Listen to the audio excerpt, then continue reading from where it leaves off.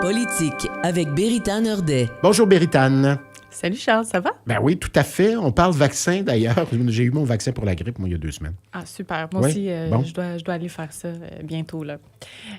Oui, on va parler de vaccins. Je Ouais. sais qu'il y a des gros sujets dans l'actualité en ce moment. La OK, rougeole. syndicats, les médecins, puis plein de La sujets. rougeole, ça passait dans l'angle mort beaucoup, Oui, je c'est trouve. ça. Ouais. Ça passe beaucoup inaperçu, puis c'est quand même... Tu sais, la vaccination, l'immunisation, ça a un impact important sur la population. Là. Donc, je pense que c'est important d'en parler. Peut-être vous allez vous demander, les auditeurs se demandent peut-être c'est quoi qui est politique, mais depuis la COVID, on le sait, le vaccin, Non, c'est politique. Tout à fait. Ouais. Tout à fait. Donc, bien évidemment, les cas de rougeole, on pensait s'être débarrassé de la rougeole en 98. Oui. Et puis là, ben, on apprend qu'il y a des cas de rougeole, notamment en Alberta puis en Ontario, puis il y en aura 9 chez nous provinces. aussi. Oui. Oui, oui. On a eu plus de 5000 cas cette année. Ça a parti d'un seul cas. Une personne, une dame qui est venue de la Thaïlande pour le mariage de sa sœur en Nouvelle-Écosse, OK? Et c'est des Ménonites. Donc, sous-immunisés, des personnes qui ne se vaccinent pas. Et donc, ça s'est répandu à partir de ce mariage en Nouvelle-Écosse. Puis, de là est partie la rougeole et c'est la même souche qui a contaminé les 5000 personnes. Je vous entends dire à la maison, calmons-nous, c'est la rougeole, on l'a à peu près tous et tout eu.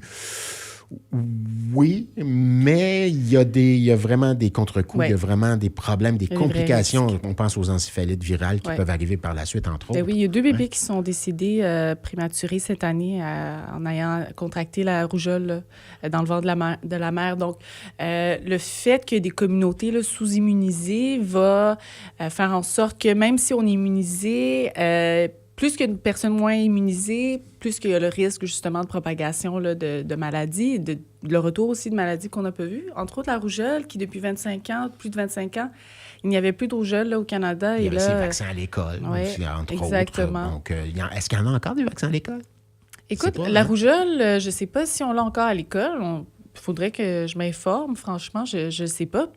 Mais je pense qu'il y a une sensibilisation à faire et il y a une sensibilisation peut-être un peu plus agressive à faire dans nos écoles. On ne peut pas contraindre, on ne peut pas obliger des gens à se faire vacciner. Non, pas les contraindre, mais faire de la sensibilisation. Donc, expliquer les bienfaits. C'est quoi un vaccin? Pourquoi ça marche? Parce qu'on a un peu le paradoxe ici du fait que les vaccins ont tellement bien marché qu'on ne sait plus ça ressemble à quoi certaines de ces maladies, les vrais effets de ces maladies-là. Effectivement. Puis on a connu la COVID qui nous a profondément divisés. Oui. Le fameux « faites vos recherches ». On l'a entendu cette semaine par un médecin qui disait, les gens disent, on a fait nos recherches, pas besoin, nous autres, c'est inutile.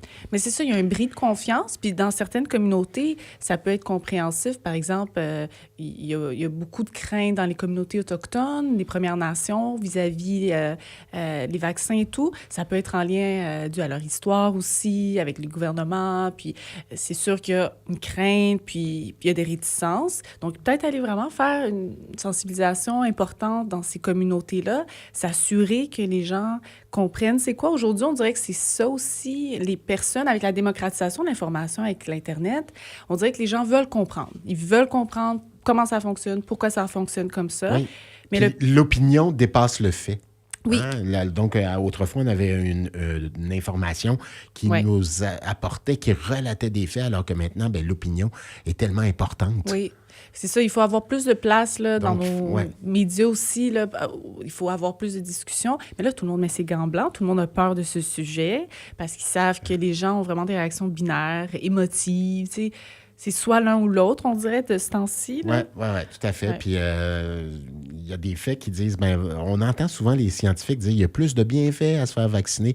Oui, il y a des choses qui peuvent nous comment dire, il peut y avoir des désagréments, il peut y avoir des réactions à un vaccin, etc., mais au final, il y a plus de bienfaits. Absolument. Puis, ça, c'est une réalité. En science, il y a des améliorations à faire. Il y a de l'équité. Il faut travailler l'équité entre les sexes par rapport à la recherche, au traitement, aux médicaments. Effectivement, il faut faire plus de tests et de recherches sur, mettons, des rats femelles aussi, pas juste des rats mâles. Donc, pour voir les effets que ça a sur le corps de la femme. Il y a de l'amélioration à faire en science, en recherche, en santé, effectivement. Être équitable, plus paritaire. Mais ça reste que... c'est pas une science parfaite, mais c'est de la médecine, c'est là pour nous aider. Puis les vaccins fonctionnent tout de même. Donc, j'invite les gens quand même à aller se faire vacciner. C'est important de s'immuniser, surtout pour les personnes vulnérables, nos aînés, nos enfants. Tout à fait. Ouais. Voilà. Béritaine, une autre affaire. Oui. Mme Poulet. Oui, Mme Poulet. Juste à côté, dans la porte qui est désormais La députée. indépendante. Ça fait beaucoup jaser. D'ailleurs, on l'a ici à l'émission mardi. Ah, oui. Ça va être intéressant. Oui, tout à fait. Je vais définitivement écouter pour voir ce qu'elle va dire parce que moi, de mon côté, c'est ma députée et j'ai été assez déçue de voir la nouvelle. Elle a été exclue du caucus de la CAQ parce qu'elle se magasinait une place chez les libéraux, qui d'ailleurs lui ont fermé la porte au nez, là. Monsieur Rodriguez, qui sait pas... J'ai trouvé ça un peu étrange, d'ailleurs, quand on aille sur la place publique le dire comme ça. On l'a lancé en dessous de l'autobus, je trouve. Vraiment, vraiment. Puis, elle dit que c'est eux qui l'ont contacté. Eux, ils disent que c'est elles qui l'ont contacté. Là, c'est la parole de l'un contre l'autre. On ne sait plus trop. Mme Poulet aurait apparemment approché les libéraux en août, mais aujourd'hui, elle dit que c'est la loi 2, donc la loi spéciale sur les médecins, qui fait qu'en sorte qu'elle veut quitter. Est-ce que c'est parce qu'elle a vu finalement une opportunité, M. Carman qui a quitté, et là, elle s'est dit, c'est le moment. Mais par contre... Tu sais, quand M. Legault a été contesté, là, il y a quelques mois, au sein même de son parti, c'est le premier micro qui a été mis, de mémoire, c'est en dessous du nez de Mme Poulet. Là, OK. Donc, autour d'elle, donc, elle est allée sur la place publique. J'ai l'impression qu'on veut lui faire payer quelque chose, non? Je pourrais définitivement voir un jeu interne, une game politique là, qui se joue à l'interne où on la fait payer quelque chose. Les libéraux, est-ce qu'ils lui en veulent de quelque chose d'autre? Je sais pas. Est-ce qu'elle a voulu des conditions?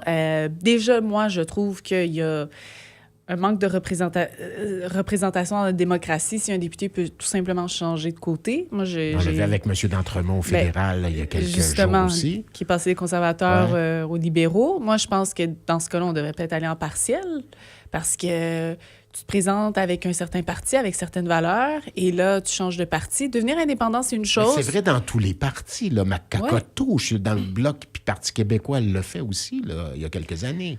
À bien des égards, c'est vrai dans tous les partis. Mais c'est pas pendant un mandat et aller de l'autre côté dans un autre parti. C'est traverser pour aller dans un autre parti dans le même Parlement, il y a quelque chose. Oui, je suis un petit peu moins à l'aise pendant le mandat aussi. Mais ce que j'entendais de Mme Poulet, c'est que c'est dans son comté qui est un comté libéral. Mais c'est pour ça semble-t-il qu'il y avait une certaine, une bonne vibe. Puis ce que j'ai entendu, puis elle saura le dire la semaine prochaine. Là. Exactement. Puis j'ai hâte d'entendre sa réponse. Les libéraux disaient, pourquoi tu vas pas du côté des libéraux, tout simplement?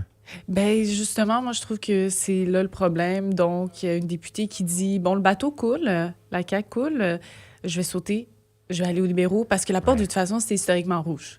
Fait que je vais garder ma place. Moi, c'est le message que je reçois. Ouais. Tu pourras demander à Mme Poulet, parce que pour moi, et je pense que c'est une partie de la population, c'est le message qu'on reçoit, c'est, OK, fait que là, tu essaies de sauver ta peau. Tes 4 engagements en 2022, un de ces engagements, par exemple, c'est les logements à Bordeaux sociaux. Qu'est-ce qui a été fait? C'est quoi le bilan?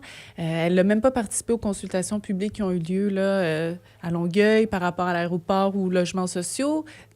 Tu sais, c'est un de ses engagements. Donc, en tout cas, là, j'ai quelques critiques à ce niveau-là. Mais j'aimerais ça entendre, moi, effectivement, un peu son explication, comment elle l'a vécu, parce qu'elle est allée sur les réseaux, elle a écrit son discours. Tout à fait. Elle le présente vraiment comme étant un sacrifice pour la population, comme « moi, je ne peux pas défendre cette loi-là, je dois quitter ». Mais Mme Poulet, vous avez voté pour la loi. Et là, vous dites que vous n'avez pas nécessairement compris ou que vous ne pensiez pas que c'était comme ça, mais c'est votre devoir premier de lire la loi pour laquelle vous votez pour ou contre. Est-ce qu'on peut parler, Béritane, est-ce qu'on peut parler d'un manque d'expérience, d'une candeur due au manque d'expérience en politique? Ça se pourrait très bien, mais la base, c'est comprendre la loi pour laquelle tu votes pour ou contre. Ça, je m'attends... Tu sais, c'est comme... Tu peux pas aller en cours et dire, par exemple, dans la loi, tu peux pas dire « je savais pas que telle loi existait, c'est pourquoi j'ai enfreint à la loi ». Moi, je trouve que ça revient à dire un peu ça en tant que député. Tu dois savoir que ça existe. C'est ça. Puis il y avait tellement de controverses autour de la loi que pour elle de dire « je le savais pas », je sais pas, j'ai des doutes. Je pense que... Elle s'en mord peut-être les doigts maintenant, puis peut-être qu'elle essaie de faire volte-face. Peut-être c'est une situation où moi, tout ce que je vois, le message que je reçois, c'est j'essaie de me sauver la peau, puis j'essaie de me dissocier de la CAQ. Je ne trouve pas que c'est juste... En fait, M. Rodriguez, aller sur la place publique, moi, c'est ça qui me gêne beaucoup, parce que ce qui peut se passer en grenouillage derrière m'intéresse moins. Parce que je sais qu'à différents niveaux, dans différents dossiers, il y en a du grenouillage. Oui. Ça fait partie de la chose politique. Mais d'aller sur la place publique et dire « Elle me l'a demandé, je dis non », il y a quelque chose qui... pas sûr que je suis content, moi, de ça. Je sais pas qu'est-ce qui est arrivé à ce niveau-là. Est-ce qu'elle a fait côté quelque matamor chose... que j'aime pas dans ce comportement-là. Oui, elle a peut-être fâché quelques personnes. Je sais pas qu'est-ce qui est arrivé parce que effectivement, elle était supposée faire une conférence de presse. Elle a été annulée. Elle a eu sa rencontre avec M. Legault.